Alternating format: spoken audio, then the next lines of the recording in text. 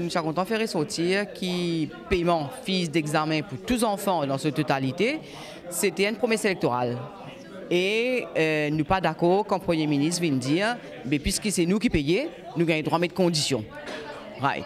Conditions, nous ne sommes pas capables de mettre en l'air, pas capable de dire, il y a trop beaucoup de cafouillage. Alors nous point, nous il y a trop beaucoup de cafouillage. Un circulaire vient dire 90% jusqu'à 18 000, l'autre dit jusqu'à 15 juillet, l'autre dit jusqu'à... Donc, parents, professeurs, élèves perdus. Donc, et moi, je donne l'exemple, un deuxième cas, quand Madame la ministre, il menti. Moi, je dis, oui, il faut il menti. D'abord, c'est un cas de consultation qui dit pour PSSCA qui a gagné avec les managers et le bureau d'éducation catholique. Là, il a démenti dans le journal le lendemain. Et là, quand il vient où, il y a une circulaire, il sorti le 1er septembre, qui dit MES qui a vu ça, qui dit qu'il faisait présence, etc. Et dire inform students, inform parents. Et les zones, ils viennent dire non, ça communiqué là, tu juste communiqué qui mentionne 15 juillet là, tu juste pour venir dire ban recteur, faire un petit survey, un petit coucou mes enfants absents, menti, moquerie ou il faut menti. Deuxièmement, nous venons dire il n'est pas normal. Il n'est pas normal qu'il vienne attache présence des enfants dans l'école à une seule condition, casse. Non, il y a d'autres considérations à prendre.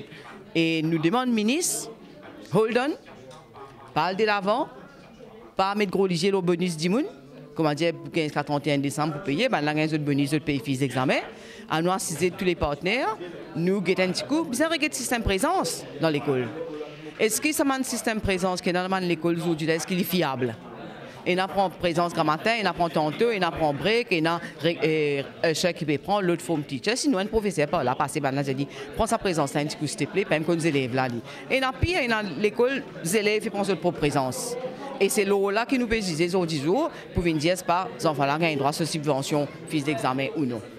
Et donc, hold on, pas faire l'année cette année-ci parce qu'il cafouillage, il est de tous côtés.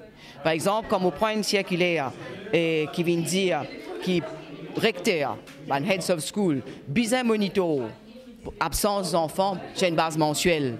Envoyer les parents mensuellement combien de jours les enfants sont absents. Je suis content qu'on ait l'enquête l'école fait ça aux 10 jours. OK? Donc les taux sont partagés, le cafouillage est énorme et général. Nous revoyons ça pour l'année prochaine. L'année prochaine, au début de l'année, ou soit à la fin de cette année-ci même, vous mettez tout partenaire assisé parce que personne n'a le monopole du savoir. Élèves, professeurs, managers, recteurs, parents, nous assisons, nous regardons comment ensemble nous sommes capables de tackler ce problème absentéisme là parce que c'est vrai c'est un gros problème nous ne sommes pas capables de cautionner. Nous faisons regrouper nous ensemble, nous faisons faire une plateforme commune pour plusieurs raisons, pour un cafouillage qui est dans le secteur de l'éducation pour commencer. D'abord, avec ce problème, gros cafouillage qui est dans l'urgence de la CHSC, mais également dans le schooling, et plus grave encore, c'est Education PSSC Amendment Bill.